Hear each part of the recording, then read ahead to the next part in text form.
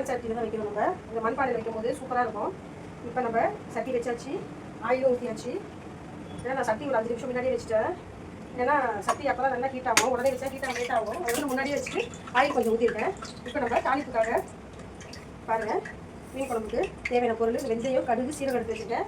தாளிப்பு வடகம் எடுத்து வச்சுருக்கேன். அதுக்கப்புறம் நம்ம சின்ன வெங்காயம், பச்சை மிளகாய், கொத்தமல்லி, கருவேப்பிலை, பூண்டு எடுத்து வச்சுருக்கோம். சின்ன வெங்காயம் போட்டு மீன் குழம்பு வச்சா சூப்பராக இருக்கும். அதனால தான் எடுத்து வச்சுருக்கோம். மிளகாத்தூள் வந்து பாருங்கள், கலந்த மிளகாத்தூள், வெறும் மிளகாத்தூள் கொஞ்சம், தனியாத்தூள், மஞ்சத்தூள் எடுத்து வச்சுருக்கேன். அப்புறம் நான் வந்து எனக்கு மீன் குழம்புல மாங்காவும் முருங்காவும் போட போகிறேன். இப்போ நம்ம ஸ்டார்ட் பண்ணலாமா? நமக்கு எண்ணெய் சூடாகிடுச்சு. இந்த டைமில் பாருங்கள், நம்ம வெந்தயம், சீரகம், கடுகு தான் போடலாம். நல்லா பொங்கிட்டோம். நல்லா பொங்கிடுச்சு. இந்த டைமில் நம்ம கட் பண்ணி வச்சுருக்க சின்ன வெங்காயத்தை சேர்த்துக்கலாம்.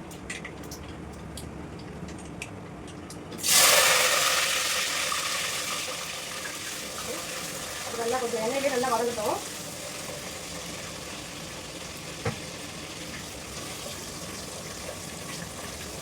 நல்லா வதங்கட்டும். இந்த டைமில் நம்ம தக்காளி கட் பண்ணிடலாம்.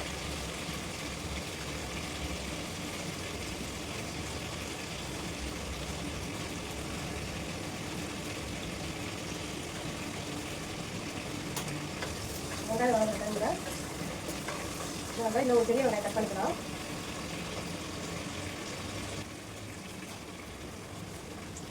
இந்த டைமில் நமக்கு சின்ன வெங்காயம் நல்லா வதங்கிட்டு இருக்கு. இப்போ நம்ம பெரிய வெங்காயத்தை கட் பண்ணி சேர்த்துக்கலாம்.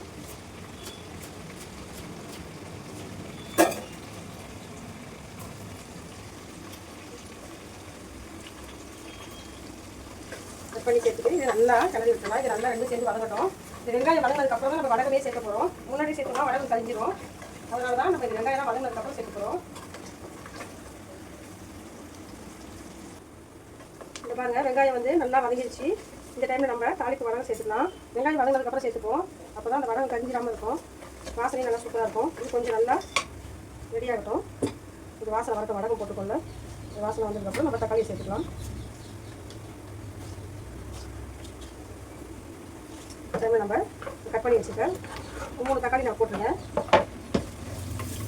போட்டுட்டு நல்லா வதக்கி விட்டுடலாம். இப்போ நம்ம மீன் குழம்புக்கு இது பாருங்கள், சங்கரா மீன் தான் எடுத்துருக்கோம். நல்லா ஃப்ரெஷ்ஷான மீன் நல்லா கழுவிட்டு மஞ்சத்தூள் போட்டு நல்லா கழுவி வச்சுருக்கோம். மஞ்சத்தூள் போட்டு கழுவினா தான் அந்த கவுச்சி ஸ்மெல் இல்லாமல் இருக்கும். நான் பாருங்கள், இதுக்கு புளி தண்ணி கரைச்சல் ரெடியாக வச்சுருக்கேன். நான் கருப்பு புளி புது புளி சேர்த்து தான் வச்சுருக்கேன். ஏன்னா கருப்பு புளி சேர்த்து செய்யும்போது மீன் குழம்பு சூப்பராக இருக்கும். அதனால தான் நான் 2 புளியும் சேர்த்து எடுத்துருக்கேன். மீனும் நம்ம கழுவி வச்சு நல்லா மஞ்சள் போட்டு வாஷ் பண்ணி தான் வச்சுருக்கோம். இந்த டைமில் நம்ம கொத்தமல்லி கொஞ்சம் போட்டுக்கலாம், கருவேப்பிலை போட்டுக்கலாம், இந்த பூண்டு சேர்த்துக்கலாம், பச்சை மிளகாய் போட்டுக்கலாம். இதெல்லாம் போட்டுட்டு நல்லா கலந்து விட்டுடலாம்.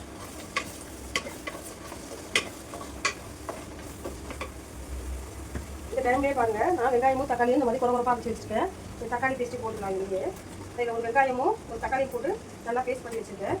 நம்ம இதையே சேர்த்துக்கிட்டோம். சேர்த்துட்டு நல்லா மிக்ஸ் பண்ணி விட்டுலாம்.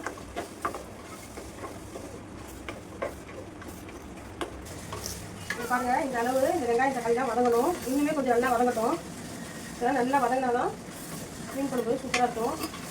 தக்காளி வதங்காட்டினா அப்படியே தக்காளி எதுவும் புதுசாக இருக்கும், சாப்பிட முடியாது. இந்த அளவு நல்லா வெங்காயம் தக்காளி வதங்கணுங்க.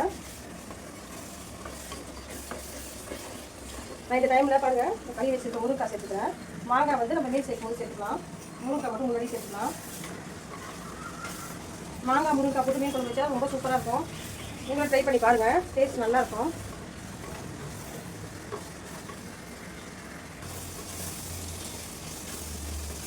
பாருங்க, இந்த அளவு நமக்கு வெங்காயம் தக்காளி எல்லாம் வதங்கிச்சு. முருங்கைக்காவும் நம்ம எண்ணெயிலே போட்டு வதக்கிட்டோம். இந்த டைமில் நம்ம இங்கே பாருங்கள், குழம்பு மிளகாத்தூள், வெறும் மிளகாத்தூள், தனியாத்தூள், மஞ்சத்தூள் கொஞ்சம் வச்சுருக்கேன். அதையும் நம்ம சேர்த்துக்கலாம். சேர்த்துட்டு நல்லா அப்படியே வதக்கி விட்டுலாம்.